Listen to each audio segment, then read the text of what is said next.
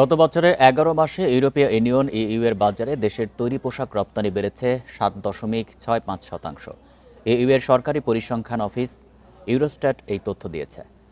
জানুয়ারি থেকে নভেম্বর পর্যন্ত ইউরোপের বাজারে ১৮.৫ বিলিয়ন ইউরোর পোশাক রপ্তানি করেছে বাংলাদেশ। তবে বছরের হিসাবে রপ্তানি বাড়লেও নভেম্বরে ইইউ এর বাজারে তৈরি পোশাক রপ্তানি ১.৩৭ বিলিয়ন ইউরো কমেছে। ইউরোস্ট্যাটের তথ্য অনুসারে গত বছরে ইউরোপের বাজারে পোশাকের ইউনিট প্রতি দাম ৩.২৫% কমেছে। তবে এ সময় রপ্তানি বেড়েছে ১১.26%। মূলত উচ্চতর মার্কিন শুল্কযুক্ত দেশগুলো তাদের পণ্যের একটি বড় অংশ ইউরোপের বাজারে কম মূল্যে রপ্তানি করতে বাধ্য হচ্ছে। এতে ইইউ এর বাজারে দ্বিতীয় বৃহত্তম পোশাক রপ্তানিকারক দেশ হিসেবে বাংলাদেশের প্রতিযোগিতা আরও বাড়িয়েছে।